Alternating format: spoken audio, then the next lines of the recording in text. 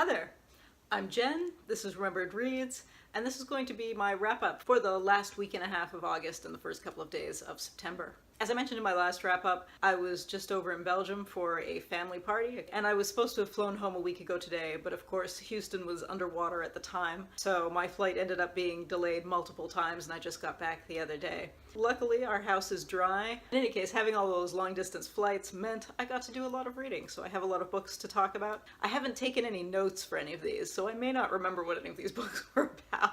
We'll see. So the first thing that I read on the flight over was Farzana Doctor's AllInclusive. I had really enjoyed one of her previous novels, 7 Meters of Pavement. I thought that was just brilliant, so I was really looking forward to reading this. I didn't think this was quite as good as 7 Meters of Pavement. This tells two interweaving stories. One is a 24-year-old woman in more or less the modern day. She's a Canadian from Hamilton. She's working at an all-inclusive resort down in the Caribbean, and her stories in the modern day are interspersed with stories about the man who turns out to be her father in 1985.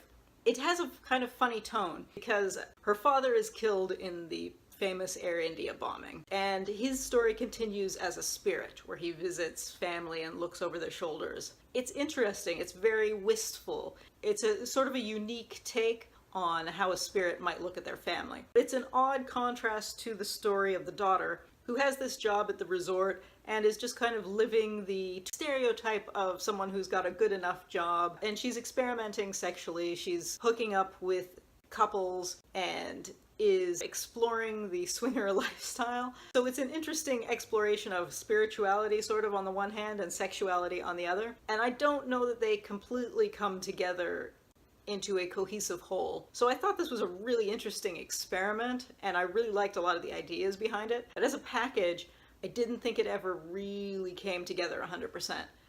I still thought it was a really interesting read, but considering how much I had loved 7 Meters of Pavement, I was a little bit disappointed with this, and I respect the ambition that was behind it. So then I followed that up with some depressing nonfiction, and that was Empire of the Summer Moon, which is the rise and fall of the Comanches, which is a history of the Comanche nation, basically starting from first interactions with the Spanish who were moving north from Mexico, and then later with the Americans who were expanding out into the west. I found this really interesting. I've been living in Texas for 2 years now, and I've been living in the United States for 4 years, and I have felt that I should be reading more about the history of this place, so I picked this up with that in mind. I felt a little bit conflicted about this book, because on the one hand, there's a lot of really interesting history. A lot of this was clearly well researched. There were the dates, there are the movements, there are military actions, but at the same time, there are a lot of comments about culture and about language that are done in a very almost old-fashioned way. There are points where the author talks about the Comanche language and refers to it as being less sophisticated than the Kiowa language. And one of the comments that's made is that you can't express complicated thoughts in it. And that is not true for any language. The whole point of a language versus a Creole is that you can express anything, that language constantly evolves. That is what any language in the world, like the most common European example, for example, that you hear is that there's no word for yes or no in the Irish language. But that doesn't mean that you can't say yes, the equivalent of yes or no. It means that you use a different framing. Whereas the author seems to think that if there's no word in the Comanche language for some concept, that means you can't talk about the concept in that language. And that's not true of any language. From a linguistic perspective, there's no such thing as a more primitive language. That made me question a lot of other things in the book, which I otherwise thought was clearly very well researched. This was a finalist for the Pulitzer. That somewhat turned me off of this because that kept coming up and I found that a little bit fishy. That said, in terms of facts and learning about the history, I really appreciated this, so I was glad I read it, but a lot of the stuff about culture and language seemed extremely dated to me and false, because languages just don't work the way this implied that they do. Then I followed that up by reading Jeanette Winterson's memoir, Why Be Happy When You Could Be Normal, which I thought was really well written, but it felt to me, and I don't know if this is just me, but it felt to me, but I almost felt like it was more of an afterword to Oranges Are Not the Only Fruit. About half of the book is her talking about her childhood, and about half of it is about her looking for her biological family as an adult. And the part talking about her childhood is really framed from a perspective that assumes that you've read Oranges Are Not the Only Fruit, which I have, although I think it was more than 20 years ago, so I don't know how much of it I remember, in such a way that it almost doesn't stand on its own. So it really felt like it needed to be packaged alongside that, because it genuinely felt like you were supposed to be comparing and contrasting, as opposed to reading this on its own. I had expected it to be more of a straightforward memoir, as opposed to a detailing of here's what was true or false regarding that sort of novelized memoir. I don't know how well it stands on its own. So after reading a couple of heavy books, I decided I would read some fluff. And I read one of the books that is super hyped on the YA side of BookTube these days, which is The Gentleman's Guide to Vice and Virtue, which obviously has a title that recalls the musical The Gentleman's Guide to Love and Murder, and similarly has a main character whose name is Monty from Montague, although other than that, it's not really like the musical. I've heard a lot of people describe this as historical fiction. It really is more urban fantasy. It's set in the 18th century, but there is alchemy. This baffled me. I've seen so many people who loved this. It felt to me like the author was throwing a lot of things at the wall to see what stuck. Because we have a main character who is in love with his best friend. Let's talk about 17th century attitudes towards race, and 17th century attitudes towards sexuality, and 17th century attitudes towards epilepsy, but not deeply, in a very superficial way. And then let's throw it rich kids on a grand tour, but that's not enough, so we'll throw in some alchemy, and then we'll throw in some pirates, and then everyone will live happily ever after. I don't think that's a spoiler. This is clearly that kind of book. It just didn't work for me. And I was baffled by that because I've seen so many people who loved this. And I read it and went, I don't get the hype. It was fine. It was not my thing.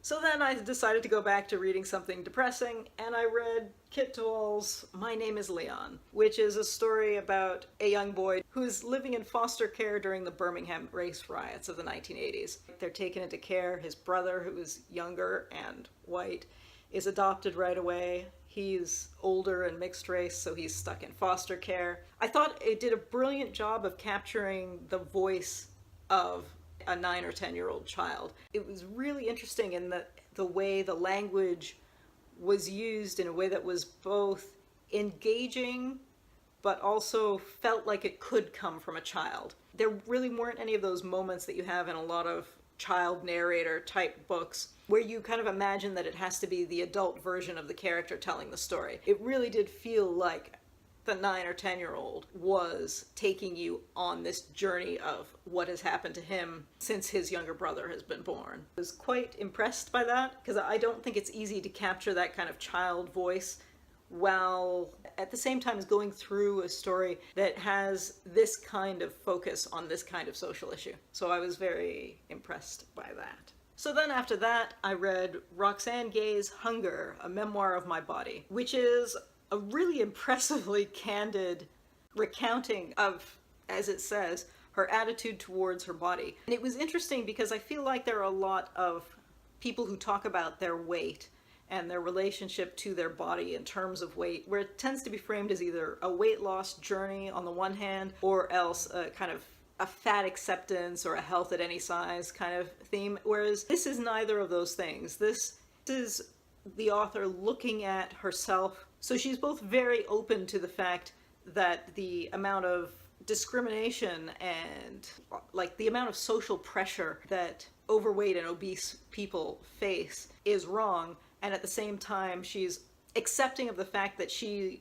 would not necessarily want to be the size that she is. And she balances that in a way that I think is almost impossible to do. She's also very open about having been gang raped at a very young age, and how that caused her to gain weight after that as a teenager. The candidness when it comes to both body image and to sexual abuse just was mind-blowing to me. Although one thing that I think contrasted to those two things, there's one point where she's talking about having experienced a loss with one of her partners, and the implication seems to be that it's either a pregnancy or an infant loss, but it's so vague, it feels like it draws attention to that as a taboo, because so much else, the description of the gang rape and of bulimia and of weight gain and attitudes towards weight is all so candid that because this is more hidden, it was almost a strange contrast. It made me wonder, why is that the taboo thing? And it made me step back and wonder about that. And since that wasn't a focus of the overall thing, it took me out of the main narrative a bit. Aside from that being as distracting as I found it, this really blew me away. I don't think I've ever read a memoir that is as straightforward when it comes to each of those three things. And again, that was very serious.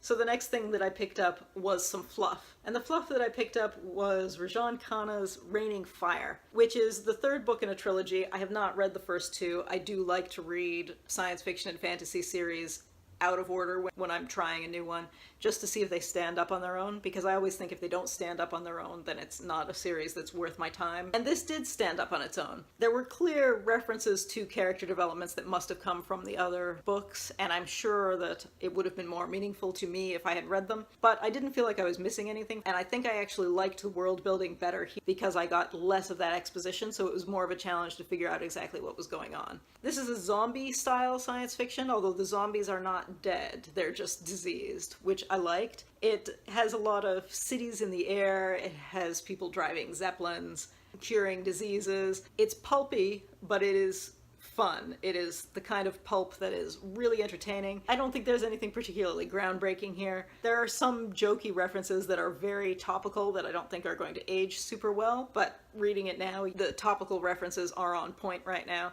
I thought this was great fun. It's not a great work of art, but pulpy entertainment at its finest. So I'll definitely look for this author again. So then after that, I picked up a graphic memoir in the form of Marcelino Truong's Une si jolie petite guerre, which is his memoir primarily of growing up in Saigon in the early 1960s, in the early days of the American involvement in the war there. His father was a Vietnamese government worker. He had been an ambassador for what was then South Vietnam in the United States. He was then moved back to Saigon, and this primarily tells the story of that period. His mother was French and was also dealing with mental illness at the time, so they lived kind of a privileged existence during a complicated time. It almost reminded me a little bit of the second part of Riyad Sattouf's The Arab of the Future, where he's living in Syria with his French mother. This has that similar theme of being a child and coming back to your father's country when you're something of an outsider and your mother is an outsider, and the drama that ensues. I believe there's a second volume of this, which I'm looking forward to reading. The art style is generally based on a kind of three-color scheme, but it has a fair amount of detail even within that simple color scheme.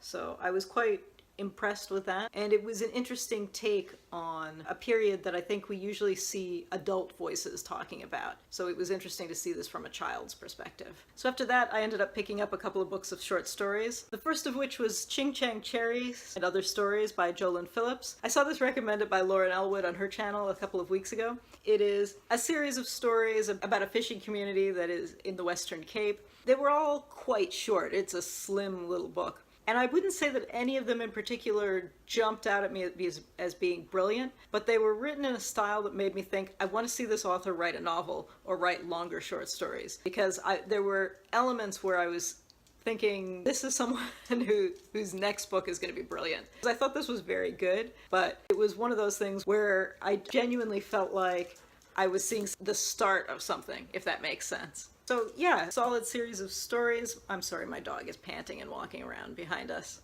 Gunty, come here. Easy. Hey, sit. All right. I'm gonna sit there? All right. All right, and finally I read Junot Díaz's Drown, which is a series of stories primarily about... Gunther, go away.